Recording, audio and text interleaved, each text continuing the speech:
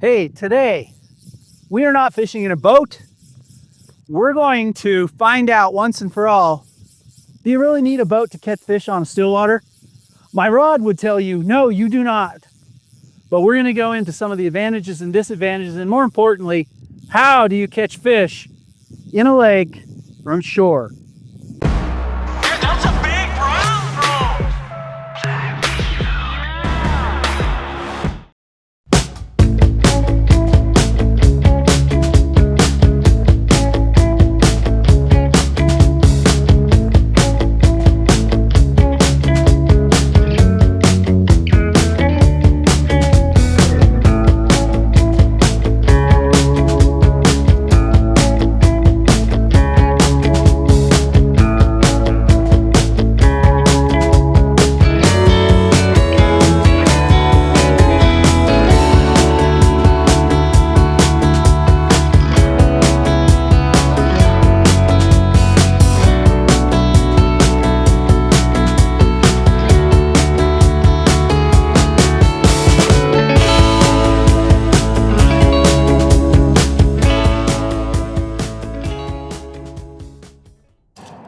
In case you didn't know, Maverick is where adventure begins. No good adventure can be had without going to Maverick first. If you know, you know. We come here. This is where we live. When we go fishing, Maverick is where we live. Maybe they'll sponsor us.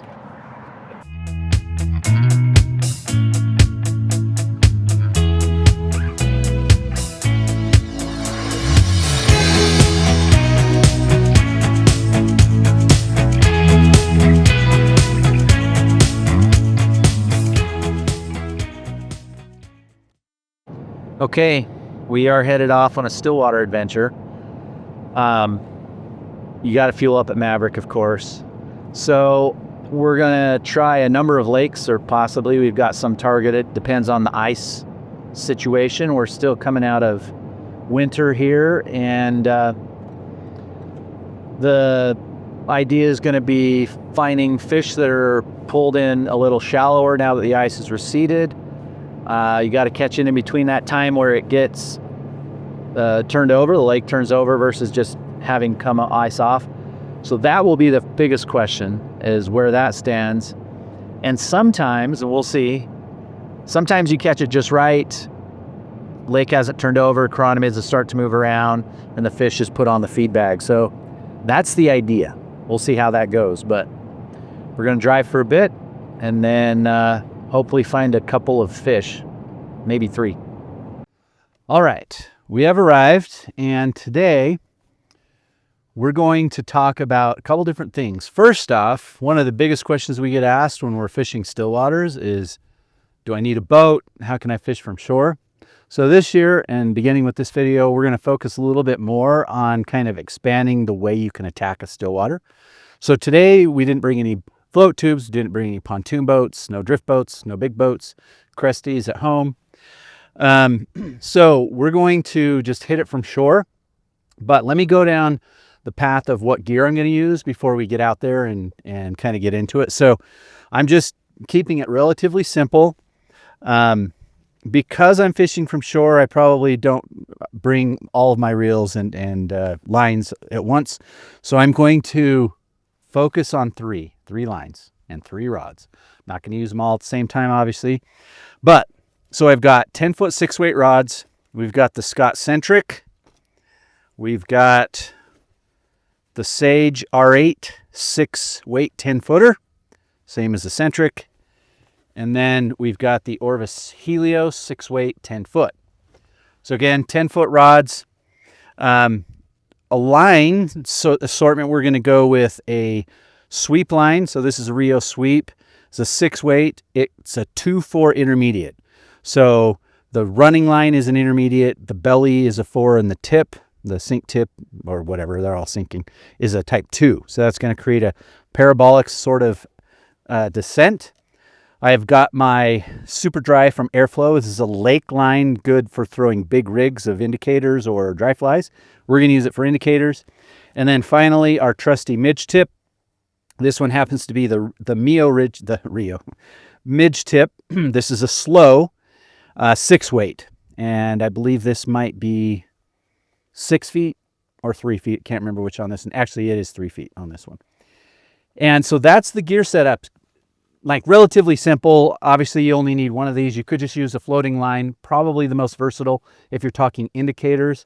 I like the 10-foot rod or a 9.5 footer because, again, it's just additional leverage. You are constrained by the shore, at least to some extent you can walk in, but I always just like that extra little bit of rod to get the line up off of the water, helps you mend and correct your line as you're in there. And then I'm also going to bring our handy entomology kit. And this is, we do have this on the website. Links for all this stuff will be down below. But I do want to talk about this because for Stillwater, especially here, we're early-ish spring. And so I like to have some sampling jars that you can put insects in, kind of pay attention to them. I also have this C&F. Note that this is not part of that. I put them together. And we've got another throat pump and other sample bottles. Here's a cool little thing. You've probably seen this in some of the other videos. It has little grid lines on there so you can kind of size up the bugs that you're pulling. And then we've got this little magnifying glass as well. This flips out. So it's always good to have a good entomology kit. With the way the fish are right now, we can either take some throat samples or see what's in the drift there. But this lake is going to have chironomids right now, probably down deeper. So that's what we're going to bring the indicator rig for, is just to suspend some annelids or bloodworms just above the bottom. Going to be pulling some leeches, so that's why I've got the midge tip. And if they're still not cooperating, we need to cast out a little bit further. That's what the sweep line is for. That will cover more depths kind of all at once. More of a searching kind of a thing, as well as a strategy. On those, we'll probably use more like a buoyant booby or fab at the point, and a couple of other flies, either unweighted or one-weighted at the very top dropper. But if I'm just going to get started, and this is kind of key with any fishing, Stillwater is no exclusion to this, we need to find out where the fish are. Now, we do know a couple things for fishing from shore. Obviously going to be constrained to 40, 50 feet out.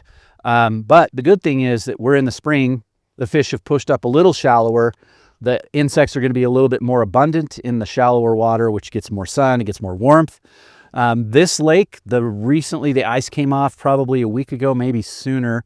I don't know if the lake has turned over, which could make things a little interesting, but we're going to give it a try. We're going to try the indicator rig and the midge tip rig at first. Again, if you're just getting out there and want to fish from shore, get your 9'5" weight, your 6 weight 9-footer, whatever you have, your regular floating line, just throw an indicator.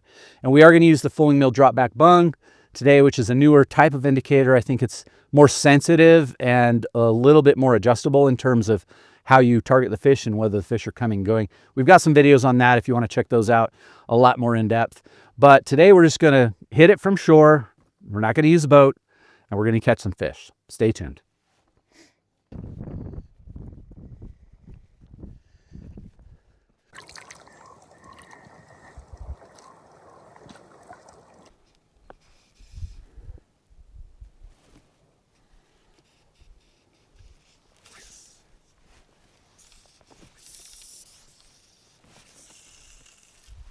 All right, so right off the bat, I lost the tank on a leech. Broke me off. Somebody, I don't know who, tied the knot. Wasn't great. But Spencer here kept with it. He's on the chironomid rig. And so here's our, again, one of the reasons I like Stillwater, this is a chunky fish. And so we're going to let him go. But he ate from an indicator rig, ate a chironomid. Now a lot of people are going to give us some flack on this. We pumped his throat. Did not hurt him, asked him. He was cool with it. But let's see what he's eating. And this might surprise you. Look at all those giant bugs. Okay, that is Daphnia, or zooplankton. Sorry, Phil Rowley. Zooplankton. So they're basically a small little aquatic bug that the fish eat in large quantities when there's not a whole lot of other things. I did see a a bloodworm in there after I took it out, but he didn't survive the trip. Yeah, no more. So what does that mean? Well, number one, that fish just ate a chironomid, so who cares? Not really. When they are eating zooplankton or Daphnia, that's when you're going to want to tie on like a Fritz pattern or something like a blob.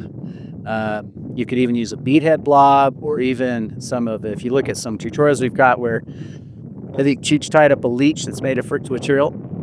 The fish are going after those in large quantities. Obviously, they can't eat one by one. So lesson number one, fishing from shore. We did get into mold with a Mitch tip and an indicator, but one of the first things you want to do, especially this time of year, is kind of figure out where their food source is. They are cruising, so a couple of fish in quick order, and we're going to dial that in. These were orangish, reddish color, so knowing that, I'd probably switch over to something in that color scheme. Let's see.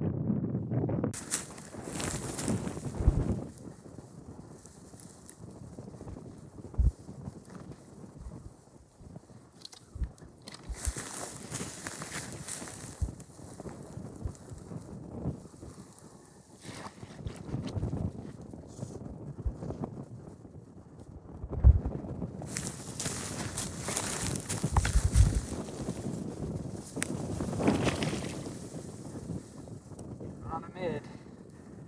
Were you moving it? Tiny bit. Not much.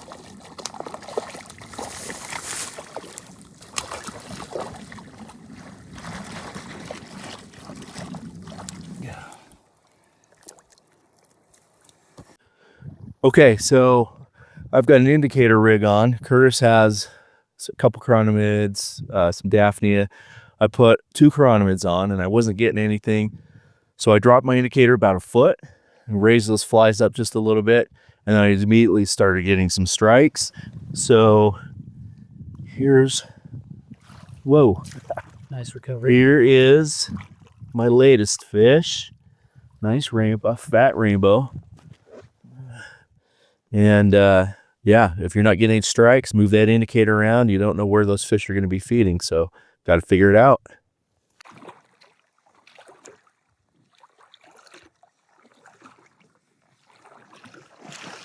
Dang.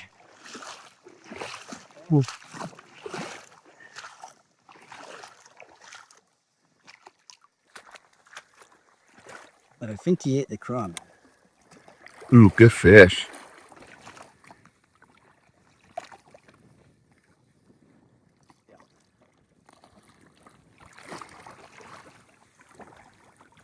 Nice.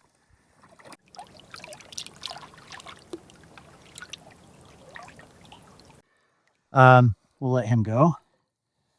With that fish, this is a good example of what you want to do when you're fishing from shore. Well, anywhere for that matter.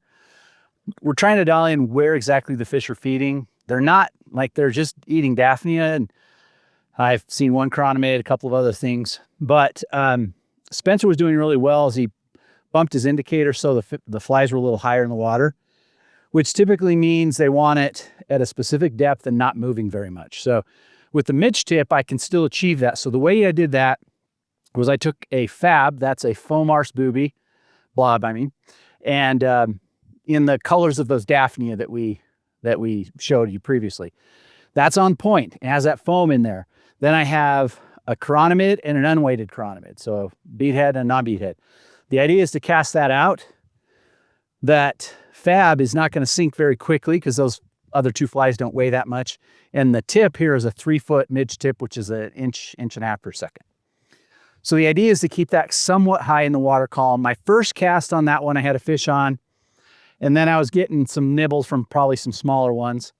And then on this one in particular, I let it sink just a little further, and I'm just slowly hand retrieving, kind of a figure of 8, or I just do a twist, pull, and then let it sit. So they need it slow.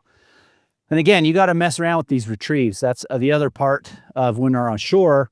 The retrieves affect how deep you get. The retrieves affect how the fish are reacting. So sometimes you need to go quicker to induce a bit more of an aggressive strike. But anyway, these fish are healthy. They're on the prowl for food, even if it's just Daphnia, but they've been eating chironomids, so do what you can.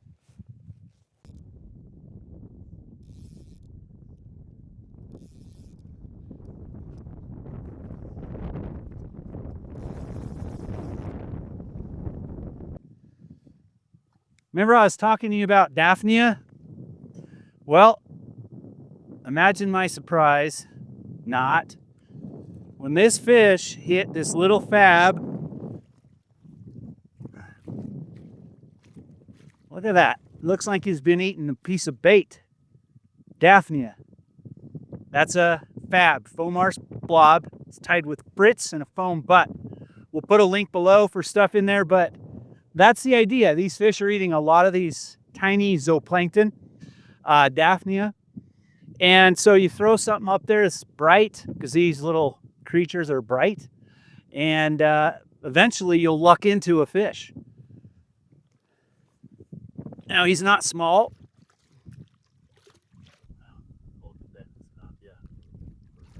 All right, so this has been the exhaustive research video on fishing from shore, but not really. It is good though. Get out there, even if you can only do a little bit of fishing from shore. You do not need a boat, especially in the spring and the fall. And lots of places in the summer, the fish are gonna be closer. Mind your techniques, mind where the fish are feeding, have the right gear. We're gonna list a lot of the gear that we use, but as well as other ones, down below. If you wanna get into the Stillwater game, we've got lots of videos on Stillwater. Check us out at flyfishfood.com and get out there.